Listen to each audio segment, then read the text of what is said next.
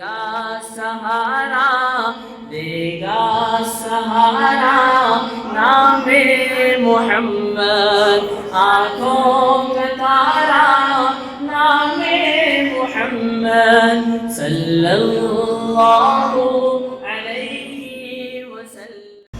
Engineer Abdul Wajid Qadri صاحب امیر مقامی جماعت اسلامی ہند شمال سے درخواست کرتا ہوں کہ وہ افتتاحی کلمات اور اغراض و مقاصد پر روشنی ڈالیں۔ الحمدللہ کفا وعلی عبادہ الذین اصطفیٰ خصوصاً الافضلہم وخاتم النبیین محمد الامین وعلی آلہ واصحابہ اجمعین الی یوم الدین۔ اما بعد فقد قال اللہ تعالی فی القرآن المجید والفرقان الحمید فاعوذ باللہ من الشیطان الرجیم بسم اللہ الرحمن الرحیم یا ایہا النبی انا ارسلناک شاہدا مبشرا ونذیرا وداعیا الی اللہ باذنہ وسراجا منیرا۔ وقال عز وجل وما ارسلناک الا رحمۃ للعالمین۔ وقال فالذین آمنوا به وعزروه ونصروه واتبعوا النور الذي انزل معه فاولئک هم المفلحون۔ صدق اللہ العظیم۔ قال النبی صلی اللہ علیہ وسلم من احب للہ وابغض للہ وعطى للہ ومنع للہ فقد استکمل الایمان، او کما قال رسول اللہ صلی اللہ علیہ وسلم۔ رب اشرح لی صدری ویسر لی امری واحلل عقدۃ من لسانی یفقہوا قولی۔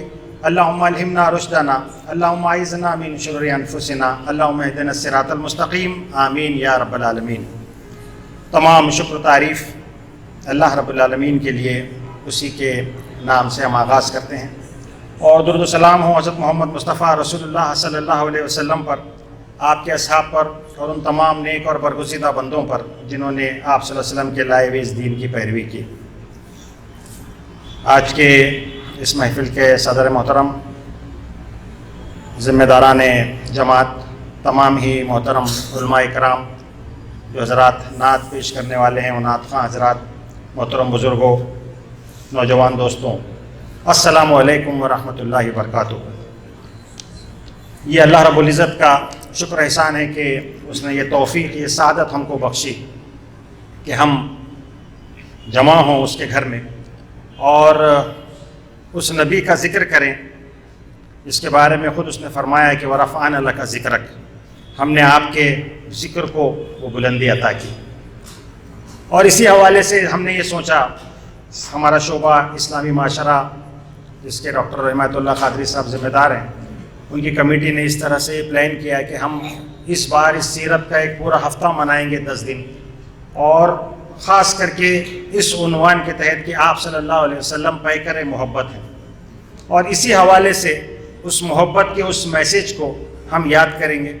آپ صلی اللہ علیہ وسلم کا تمام انسانوں کے لیے ہادی اور رہبر بھی ہونا، آپ نے جو عظیم انقلاب برپا کیا، اور اس عظیم انقلاب کو برپا کرتے وقت محبت کا جو عنصر شامل حال رہا، اس کو ہم خاص طور سے ہائی لائٹ کریں گے۔ اور الحمدللہ ہم نے اس بات کی کوشش کی، اسی حوالے سے پمپلیٹس بنائے، مختلف پروگرام بھی ہوئے، اور اس میں اس بات کی کوشش کی گئی کہ آج نفرت کے جواب میں ہم نفرت پھیلانے والے نہ بنیں۔ اصل ٹارگٹ اس بات کا ہے، ساری دنیا یہ چاہتی ہے کہ نفرت کی راجنیتی آپ دیکھ رہے ہیں، اور نفرت کی راجنیتی کر کے لوگ سطح تک پہنچ گئے، لیکن اس کے جواب میں ہم اس ریئیکشنری موڈ میں نہ آتے ہوئے ہم اللہ کے رسول صلی اللہ علیہ وسلم کے اس پیغام کے ساتھ وابستہ ہو جائیں کہ آپ نے جو نفرت پھیلانے والے تھے ان کے لیے دعائیں کی۔ سلام اس پر کہ جس نے گالیاں کھا کر دعائیں دی، سلام اس پر کہ جس نے جو پتھر جنہوں نے مارے ان کو آپ نے پھول برسائے۔ ہم اس نبی کے امتی ہیں، اس لحاظ سے ہم اپنے آپ کو تیار کرنا چاہتے ہیں۔ ڈیل کارنیج نے کتاب لکھی ہاؤ ٹو ون فرینڈس، اور یہ کتاب اس کی 15 ملین کاپیز اس کی سولڈ آؤٹ ہوئی، بگیسٹ ہٹ ثابت ہوئی۔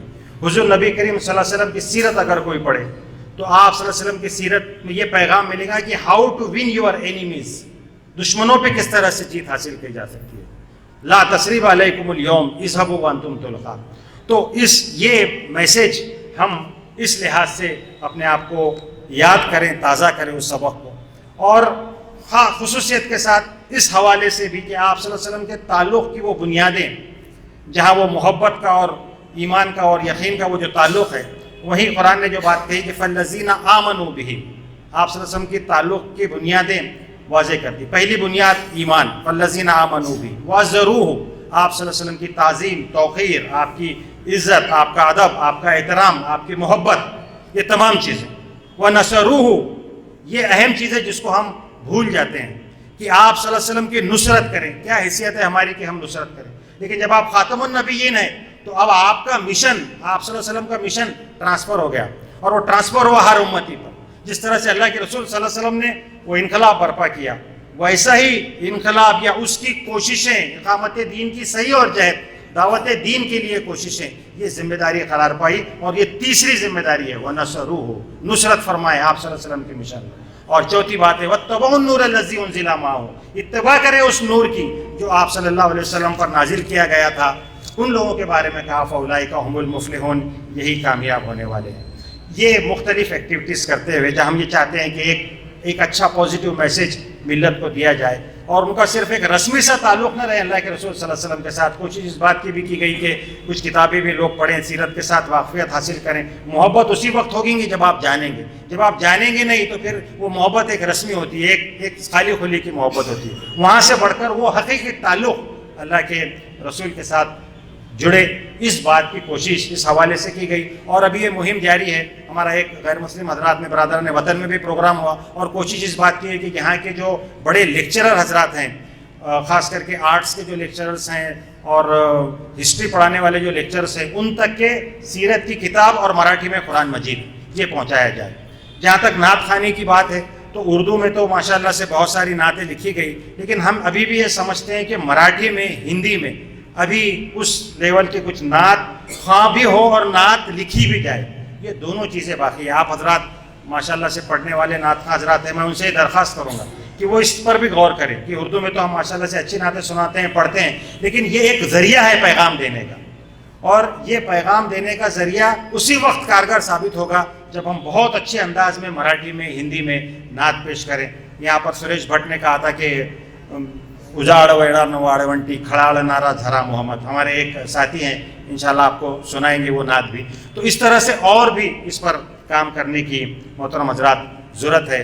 علامہ اقبال کے اس کے ساتھ ہی میں اپنی بات کو ختم کروں کہ آپ علامہ اقبال کو علامہ اقبال بنانے والی جو چیز ہے، اگر آپ اس کا دیکھیں تو بہت سارے ان کے خودی کا فلسفہ اور یہ ساری چیزیں اپنی جگہ، لیکن ایک لفظ ہے وہ عشق رسول. وہ عشق رسول جو نمایاں طور پر جھلکتا ہے. اور ہم یہ سمجھتے ہیں کہ کہیں نہ کہیں ہم بھی کام کر رہے ہیں، لیکن ہمارے اندر ابھی وہ اللہ کے رسول سے وہ سچا عشق، وہ محبت، وہ وابستگی، وہ روحانی تعلق، اس کی ہم بڑی کمی اپنے اندر پاتے ہیں. اسی لحاظ سے محفل آج کی کہ ہم بیٹھیں، اپنا تعلق جوڑیں اور وہ روحانی تعلق اللہ کے رسول صلی اللہ علیہ وسلم کے ساتھ جوڑیں. اس لحاظ سے یہ محفل ہے جس میں علامہ نے جب بات کہی تھی کہ گر دلم آئینہ بے جوہر است، در بہر فم غیر خرام عظمرست. اللہ کے رسول صلی اللہ علیہ وسلم کے سامنے التجا کی اور کہا کہ میں نے جو یہ کلام پیش کیا ہے، اس کلام میں اگر قرآن کے علاوہ کوئی اور شے ہوگی، روز محشر خار و رسوا کن مرا، تو ایسا ہو جائے کہ روز محشر تو مجھے خار اور رسوا کر دے اگر میرے کلام کے اندر قرآن کے علاوہ کوئی اور چیز ہوگی. بے نصیبس بوسہ پا کن مرا، ایسا ہو جائے کہ اپنے پاؤں کا بوسہ مجھے نصیب نہ ہو، قدم بوسی مجھے نصیب نہ ہو قیامت کے دن. آپ سے میں دور ہو جاؤں گا. یا کہ اس طرح سے بات کہی، اور یہ بات اس کے ذریعے سے کہی کہ جو پیغام میں دینا چاہ رہا ہوں وہ قرآن کا پیغام ہے. میرے محترم حضرات، نعت خوانی کے ذریعے سے بھی جہاں ایک طرف تو آپ صلی اللہ علیہ وسلم کی حمد، آپ کی تسبیح، یعنی آپ کی حمد و ثنا اور آپ کے ذکر کی ہم بلندی چاہتے ہیں، وہیں نعت خوانی کے ذریعے سے ایک پیغام ہم دینا چاہتے ہیں.